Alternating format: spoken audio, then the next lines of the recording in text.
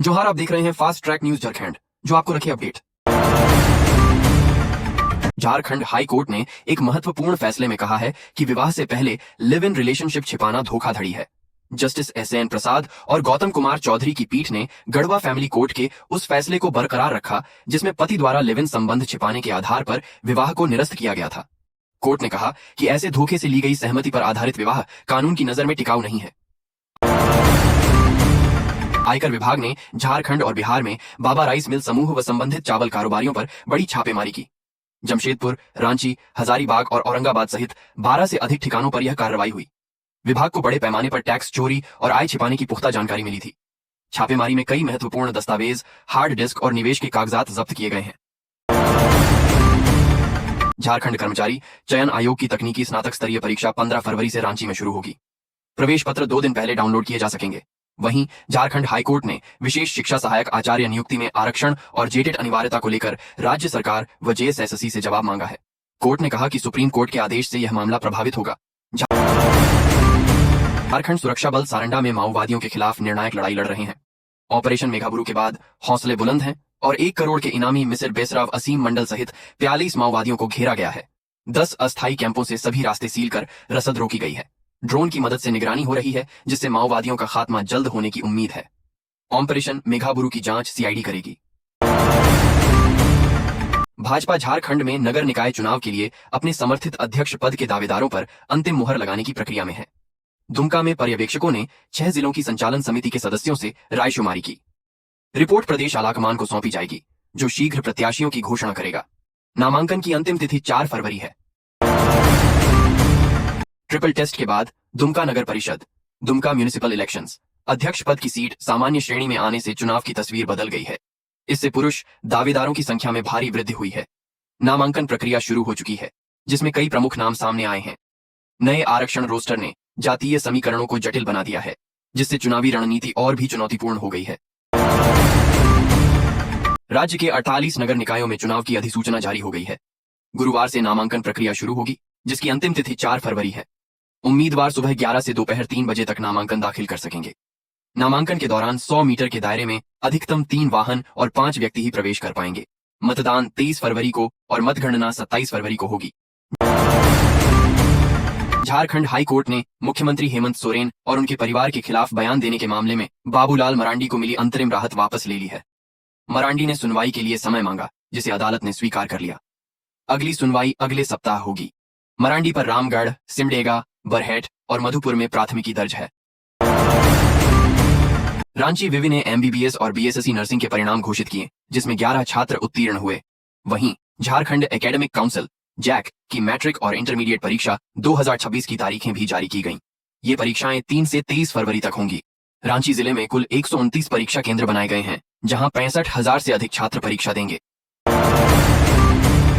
उपायुक्त ने निष्पक्ष परीक्षा सुनिश्चित करने के निर्देश दिए। खूंटी पुलिस ने बहुचर्चित पढ़ा राजा सोमा मुंडा हत्याकांड में बड़ी सफलता हासिल की है। 2 शूटरों सहित 6 आरोपियों को गिरफ्तार किया गया है।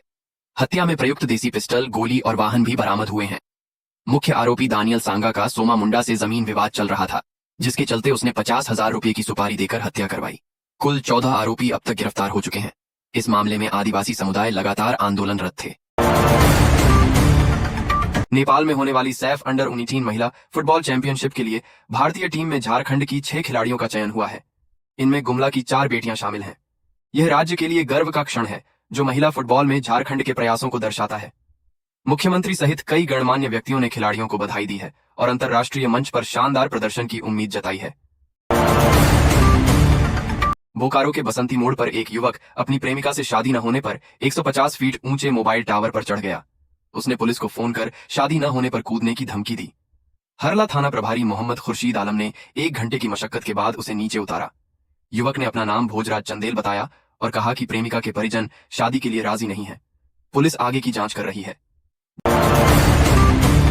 जमशेदपुर के टाटा स्टील प्लांट में 1 फरवरी 2026 को कोक प्लांट की बैटरी नंबर 7 के पुराने कोल टावर को इम्प्लोजन तकनीक से ध्वस्त किया जाएगा। यह कार्य एडिफिस इंजीनियरिंग द्वारा वाटरफॉल इफेक्ट का उपयोग करके किया जाएगा, जिससे आसपास के क्षेत्रों को कोई नुकसान नहीं होगा। यह आधुनिकीकरण और सुरक्षा उपायों का हिस्सा है, जिसमें पहले भी इसी तकनीक का उपयोग किया गया है। धनबाद के पंचेत स्थित झोरबूढ़ी गर्म कुंड के सालों भर भरे रहने का रहस्य सुलझ गया है। भूगर्भ शास्त्री डॉ एसपी यादव ने शोध में पाया कि यह कुंड दामोदर नदी से डीप फ्रैक्चर के जरिए रिचार्ज होता है। पानी में फ्लोराइड की उच्च मात्रा पाई गई है, जिसका नियमित सेवन हड्डियों और दांतों को नुकसान पहुंचा सकता है। यह कुंड महाभारत कालीन माना जाता है। द्रौपदी ने इसी गर्म कुंड में स्नान कर मां कात्यायनी की पूजा की थी। मां का मंदिर आज भी है। सदर अस्पताल की ओर से रातों रात दीवार खड़ी करने से वकील आक्रोशित हो उठे। धनबाद सिविल कोर्ट के अधिवक्ताओं ने दीवार निर्माण और पार्किंग समस्या को लेकर पेन डाउन हड़ताल की। इससे न्यायिक कार्य पूरी तरह ठप रहा। एसडीओ और डीएसपी ने शुक्रवार सुबह तक दीवार हटाकर गेट लगाने और पार्किंग समस्या के समाधान का आश्वासन दिया। जमशेदपुर के युवा कारोबारी कैरव गांधी के अपहरण मामले में पुलिस को बड़ी कामयाबी हाथ लगी है। कैरव गांधी की सुरक्षित रिहाई के बाद झारखंड पुलिस ने बिहार में ताबड़तोड़ छापेमारी कर 3 मुख्य आरोपियों को गिरफ्तार कर लिया है। इस कार्रवाई से यह स्पष्ट हो गया है कि अपहरण करने वाला गिरोह अंतर्राज्यीय स्तर पर सक्रिय था। रांची के मंडप टोली हेहल स्थित 7 स्टार्स अकादमी में 29 जनवरी 2026 को विभिन्न शैक्षणिक एवं रचनात्मक प्रतियोगिताओं के विजेताओं को सम्मानित किया गया। विद्यार्थियों की प्रतिभा को निखारने के उद्देश्य से आयोजित इन प्रतियोगिताओं में चित्रांकन, सुलेख, श्रुतिलेख, ओलंपियाड, स्पेलबी, नवनीत और विजार्ड जैसी प्रतिष्ठित संस्थाओं द्वारा संचालित विद्यालय, राज्य स्तरीय, राष्ट्रीय और अंतर्राष्ट्रीय प्रतियोगिताएं शामिल थीं। इन सभी प्रतियोगिताओं में विद्यालय के विद्यार्थियों ने उल्लेखनीय प्रदर्शन करते हुए अकादमी का नाम रोशन किया। झारखंड लोक सेवा आयोग ने झारखंड संयुक्त असैनिक सेवा प्रतियोगिता परीक्षा 2025 के तहत कुल 103 पदों पर भर्ती के लिए विज्ञापन जारी किया है। इस परीक्षा के माध्यम से राज्य सरकार के विभिन्न प्रशासनिक और सेवा संवर्गों में नियुक्ति की जाएगी। पदवार रिक्तियों में पुलिस उपाधीक्षक के 42 पद, उप समाहर्ता के 28 पद, जनसंपर्क पदाधिकारी के 10 पद, सहायक नगर आयुक्त या कार्यपालक पदाधिकारी के 10 पद शामिल हैं।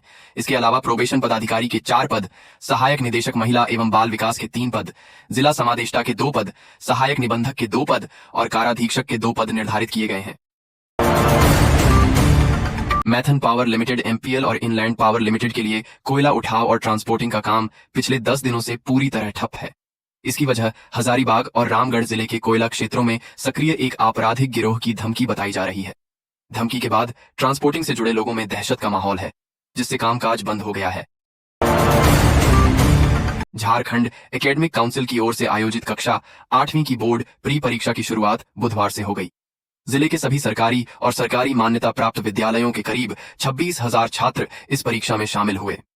पहले दिन परीक्षा में 97% से अधिक छात्रों की उपस्थिति दर्ज की गई, जिसे प्रशासन ने संतोषजनक बताया है।